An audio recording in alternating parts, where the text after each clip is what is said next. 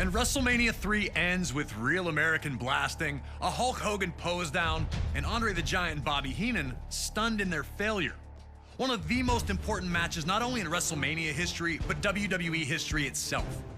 Up next, we jump ahead to WrestleMania 5 in Atlantic City, New Jersey.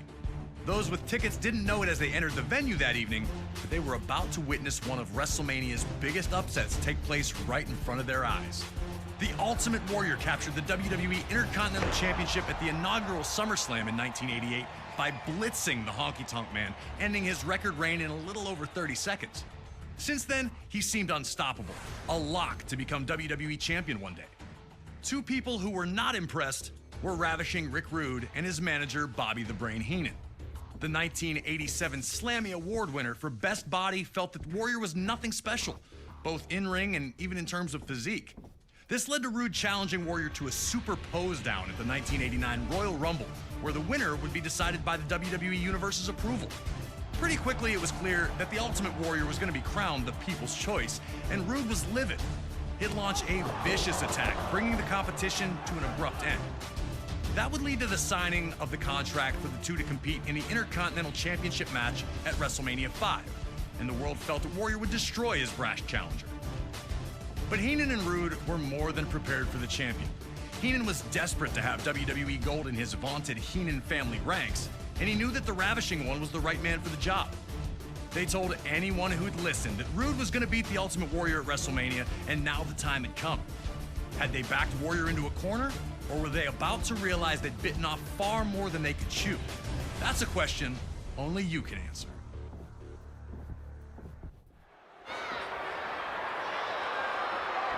Warrior wasted no time, rushing at Rude the second he entered the ring. There would be no feeling out, no tentative lockups here. Warrior was here to make Rude pay for what he'd said, and especially what he'd done.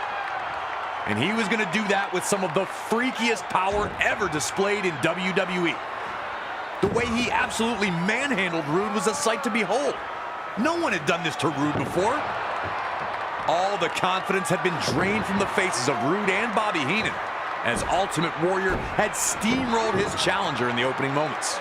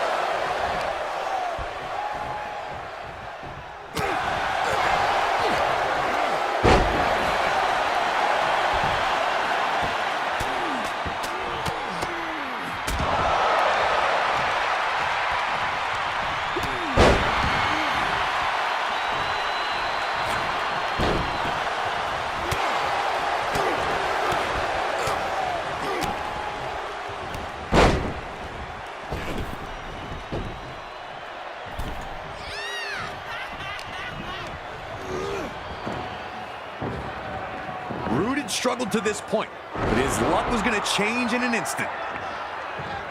Warrior hit the ropes 3 times before attempting his big splash, giving Rude just enough time to get his knees up and block the attack. Big time ring awareness shown by the Ravishing One to keep himself in the match. Rude needed to take advantage here because his opportunities for offense were few and far between.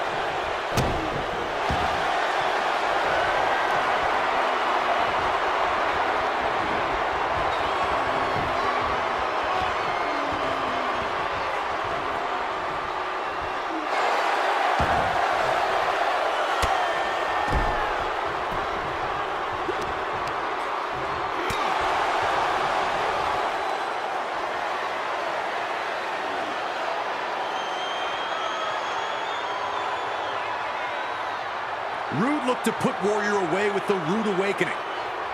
And then Warrior just powers out of it. Pushes Rude's arms away like they're nothing. No one had ever seen that done.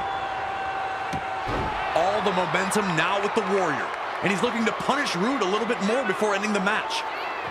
Rude looks completely out of it. And even Bobby Heenan looks flustered. Rude is trying to survive, trying to escape, but Warrior is relentless.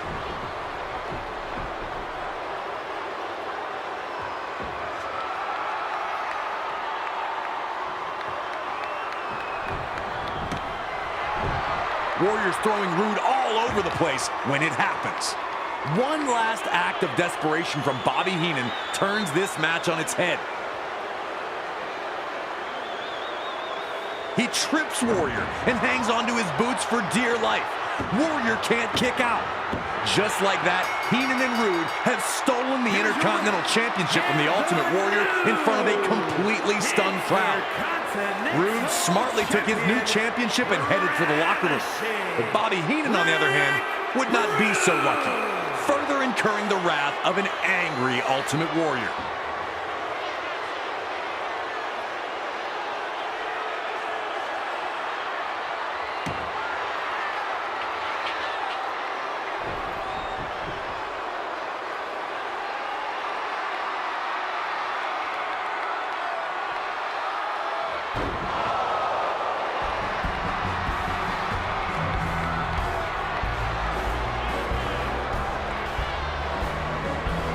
And while the now former Intercontinental Champion would chase the new title holder right out of the arena, nothing could diminish the huge upset that night at WrestleMania 5, with Ravishing Rick and Bobby the Brain pulling a fast one.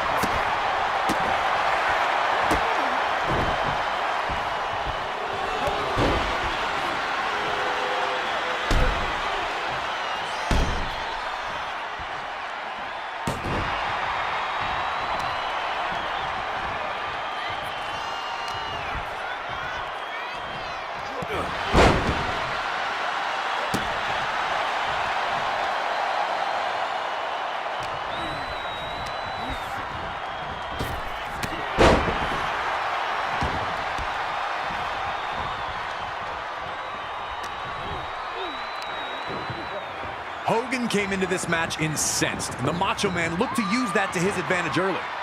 With months of payback heading his way, Savage was evasive and defensive to the bull rush tactics of Hogan, appearing to frustrate the challenger. Hogan had a look in his eye that night. You could tell he wanted to hurt Savage, and Savage also wasn't shy about using Miss Elizabeth to his advantage, flagrantly bringing her into harm's way to stop Hogan in his tracks. Savage was playing by nobody's rules but his own. And if Hogan was going to get any revenge, he'd have to find a way to keep his own temper in check. Savage was showing early on that his approach would be as chaotic as possible. And now a once rampaging Hogan had slowed things down, looking to restore some order. The Macho Man's actions sent a clear message that anything goes and anyone would be fair game.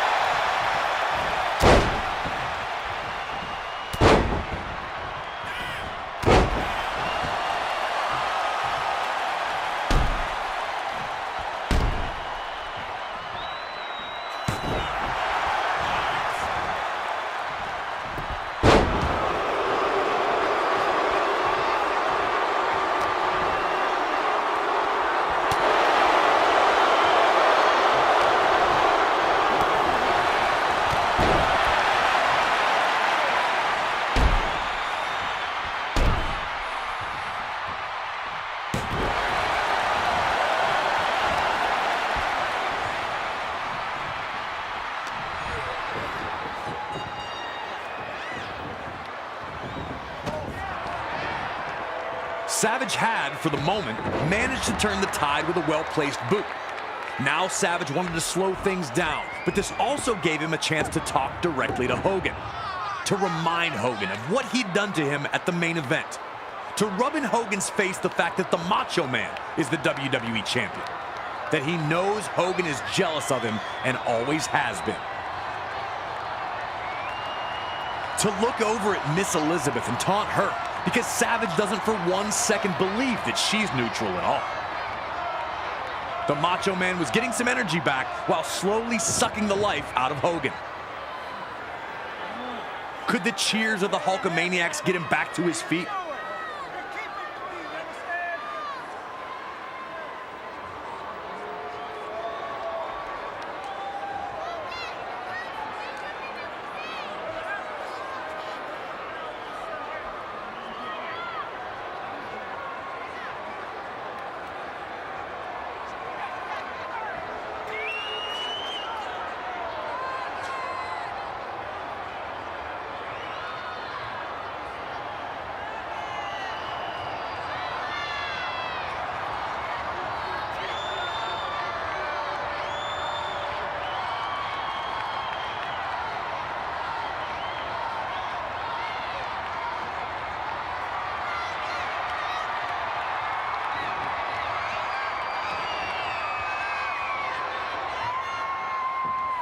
Hogan would get back on the attack once he broke free.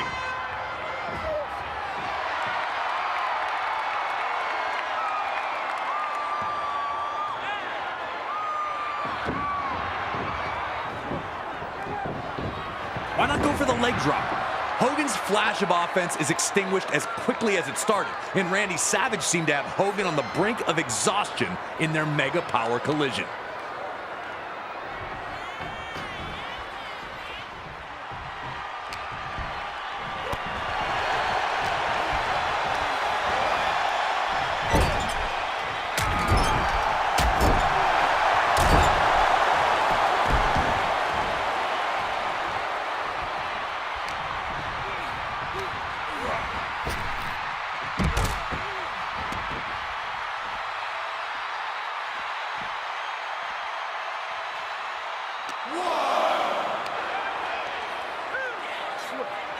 In one of the more surprising moments of this match, Miss Elizabeth proves herself true to her word, stopping Hogan from running Savage into the ring post, maintaining her neutral status. The Macho Man would take advantage of Hogan's reluctance. Once again, Savage showed no regard for the safety of Liz.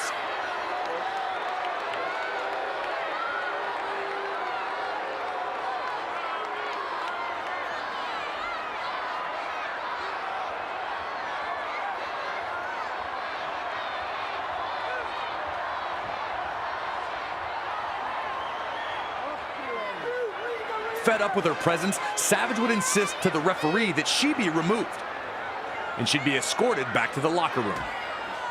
Having his constant distraction removed seemed to invigorate Savage. He was looking to put the finishing touches on what had been a master class to that point. Just moments away from showing that it was Savage who was the true force of the Mega Powers, not Hogan. Looking to set up his vaunted flying elbow, Savage would target Hogan's throat.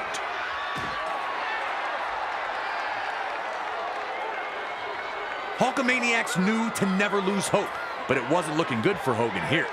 The Macho Man looked better than he ever had, seemingly on the verge of his biggest victory yet.